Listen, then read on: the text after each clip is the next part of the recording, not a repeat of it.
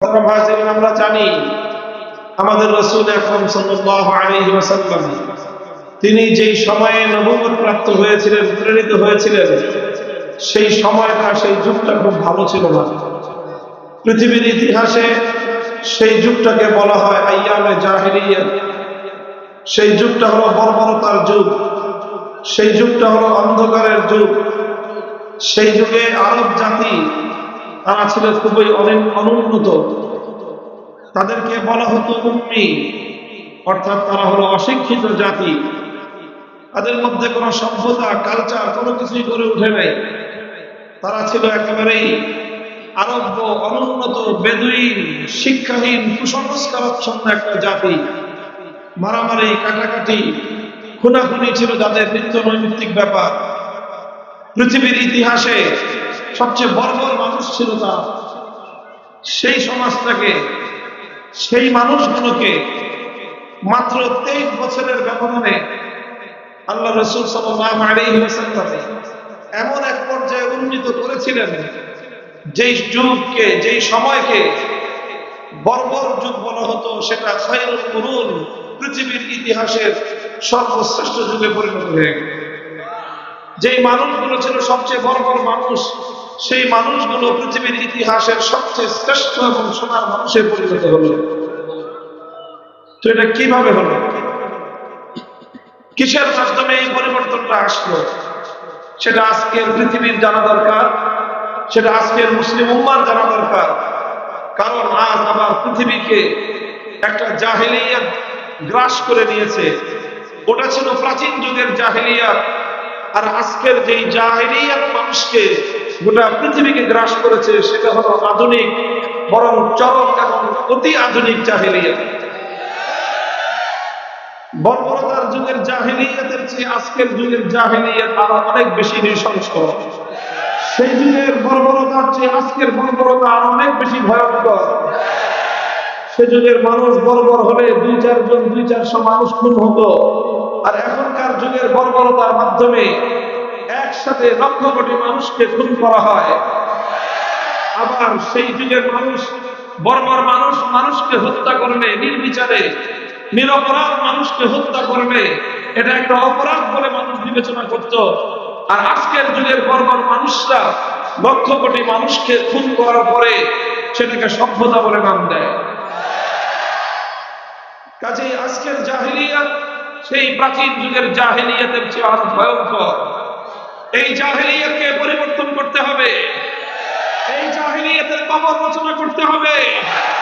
এই জাহেলিয়াতের কবরের উপর নতুন বিশ্ব সভ্যতার কেতন মোড়াতে হবে। ইনশাআল্লাহ সেটা অবশ্যম্ভাবী, সেটা হবেই এবং অদূর ভবিষ্যতেই হবে।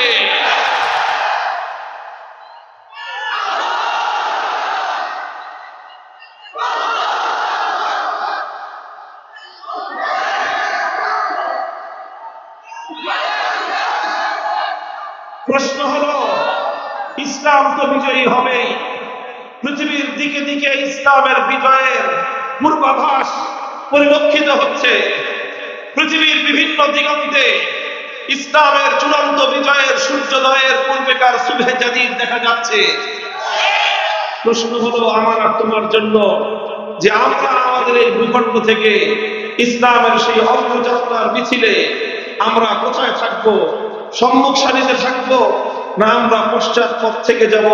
এটাই আজ আমাদের কাছে ঐতিহাসিক এবং সবচেয়ে গুরুত্বপূর্ণ প্রশ্ন। মুহতারাম হাজিরিন, এজন্য এই সময়টায় আমরা আলোকপাত করতে চাই যে রাসূল সাল্লাল্লাহু আলাইহি ওয়াসাল্লামের বিপ্লবী কর্মসূচি কি ছিল, যে কর্মসূচির মাধ্যমে তিনি এক ইনকিলাব এনেছিলেন। আমরাও যদি সেই কর্মসূচিগুলোকে, সেই কাজগুলোকে ধারণ করতে পারি, ইনশাআল্লাহ নতুন জাহেলিয়াতকে পরাস্ত করে আবার সেই নবী যুগের সোনালী আদর্শ আমরা ফিরিয়ে আনতে পারবো।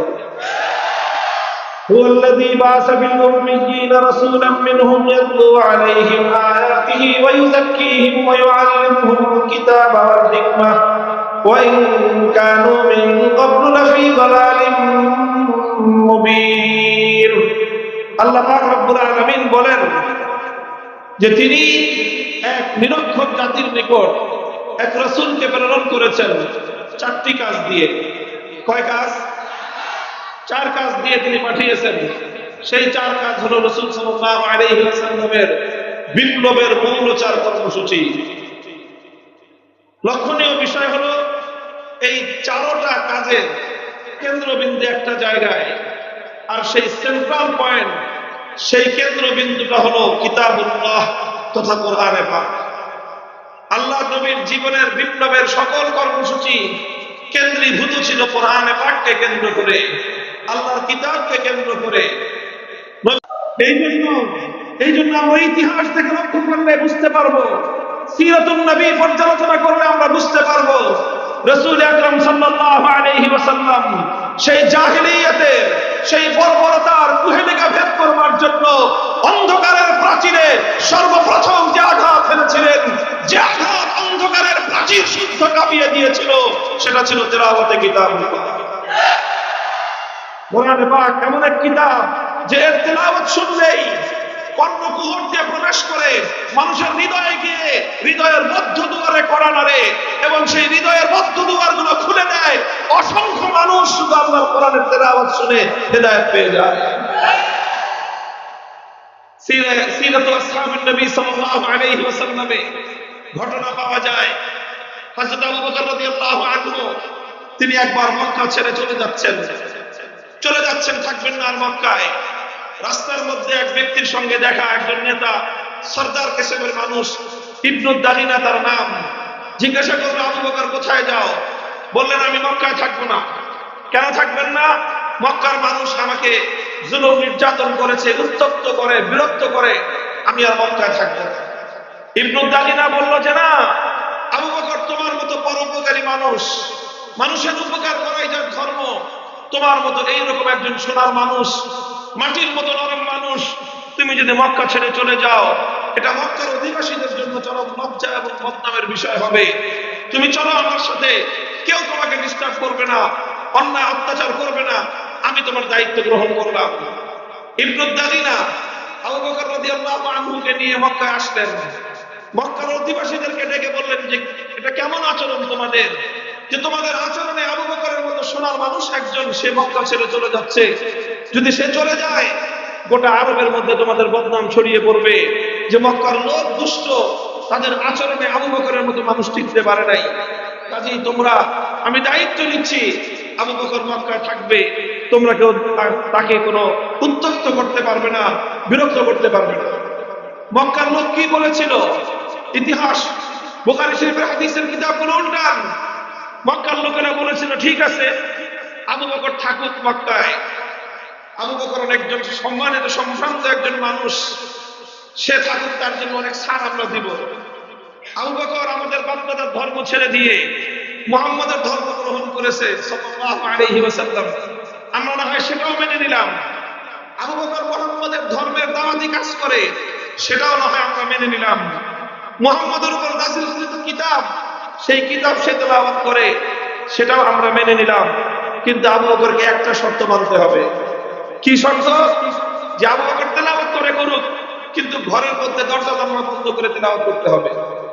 সে ঘরের বাইরে বারান্দায় দাঁড়ায় কোরআন তেলাওয়াত করতে পারবে না। কেন? সমস্যা কি?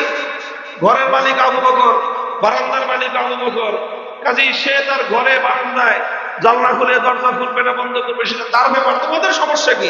না, সমস্যা আছে। কি সমস্যা তোমাদের?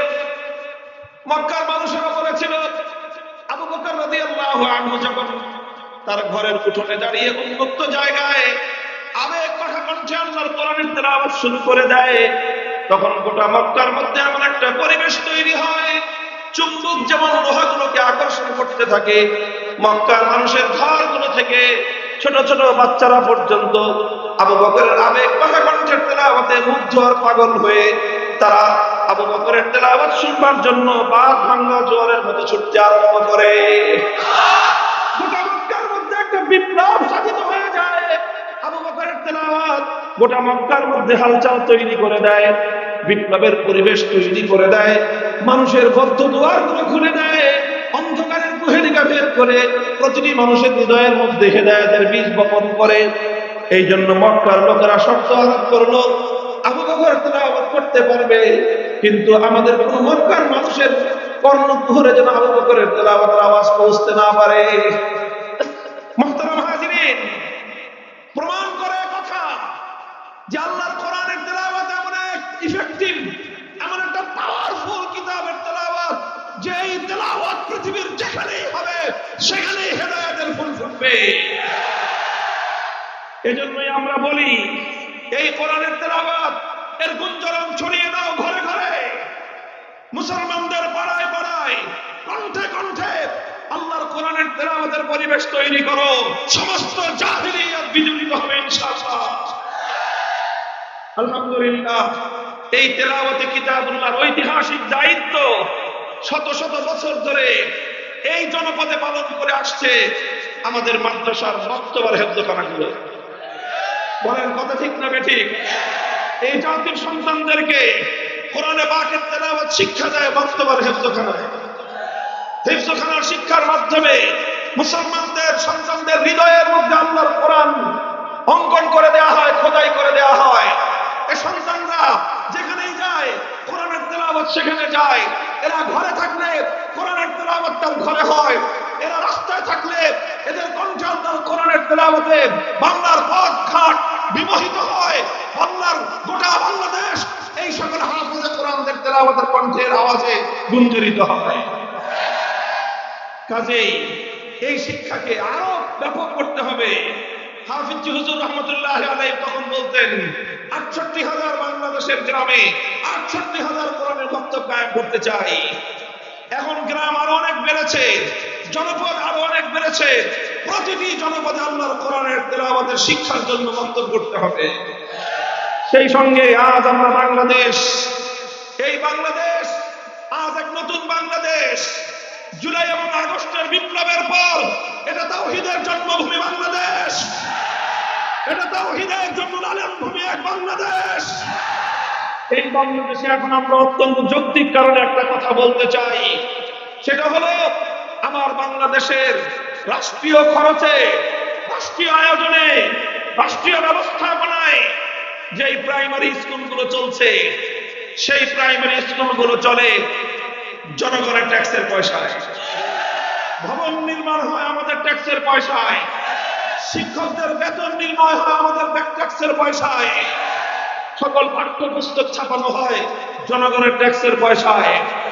এখানে পড়াশোনা করে আমাদের সন্তানেরা, ৯০% মুসলমানের সন্তানরা যে স্কুলগুলোতে পড়বে, ৯০% মুসলমানদের মাথার ঘাম পায়ে ফেলানো ট্যাক্সের পয়সায় যে স্কুল শিক্ষা চলবে, সেখানে ইংলিশের টিচার নিয়োগ হবে, অঙ্কের টিচার নিয়োগ হবে, বিজ্ঞানের টিচার নিয়োগ হবে, বাংলার টিচার নিয়োগ হবে, এমনকি সেখানে পিটি শেখানোর জন্য, পিটি করানোর জন্য পিটির শিক্ষক নিয়োগ হবে, আর সর্বশেষ সেখানে নাচ গান শেখানোর জন্য নৃত্যের শিক্ষক নিয়োগ হবে।